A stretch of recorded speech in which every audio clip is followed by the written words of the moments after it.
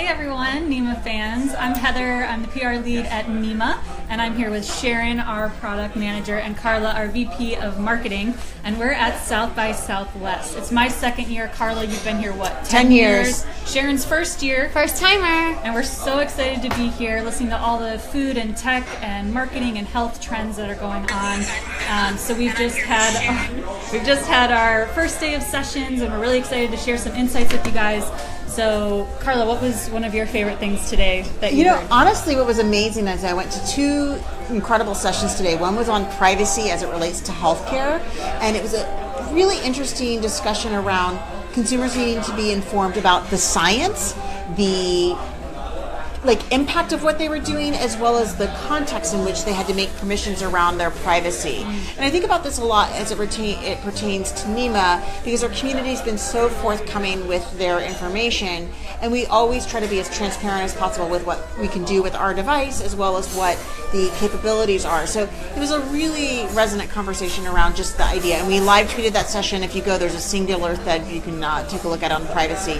And then I went to one on robots going to Mars, and that was also amazing, but we can talk about that later. Yeah. That's awesome. Well, and as a reminder, Carla mentioned we're live tweeting at South by Southwest all week. So if you're on Twitter, go to @NimaSensor. Follow along there, hashtag South by Southwest or SXSW.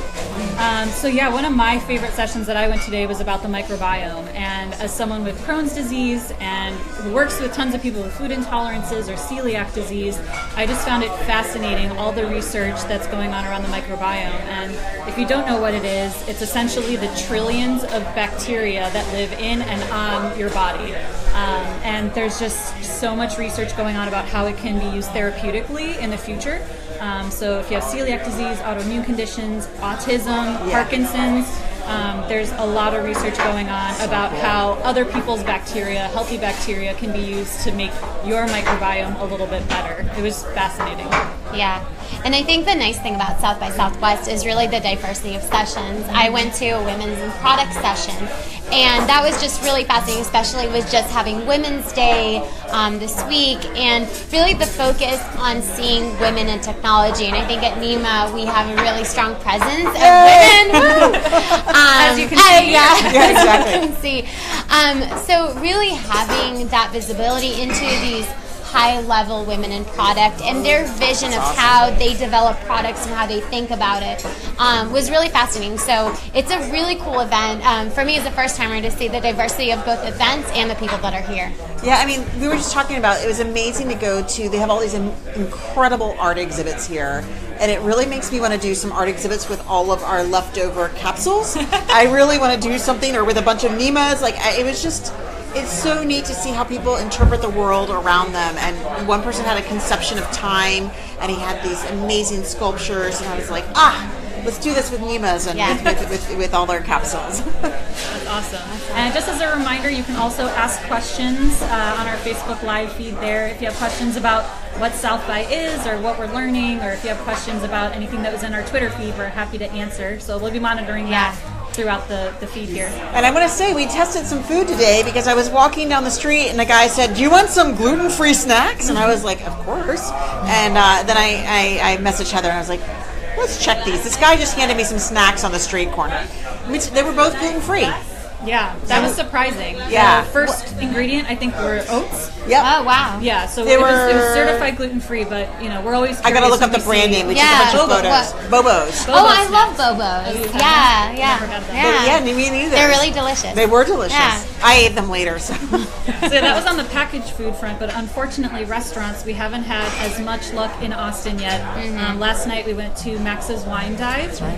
They have a lot of gluten-free friendly options on the menu. I got a fried chicken salad and tested the gluten-free fried chicken. Unfortunately, it did have low gluten, some cross-contamination there.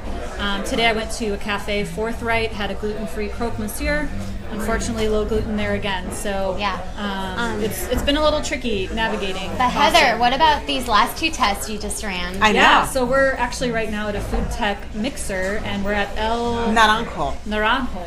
On Rainy. Yeah, and tested some pulled pork on top of a corn tortilla chip, and all smiles there. So And then the I devoured that. escabeche too, like the little, veggies. So I devoured that with my margarita here. We're drinking margaritas. Cheers. So yeah, one restaurant I guess has been okay so far. Yeah.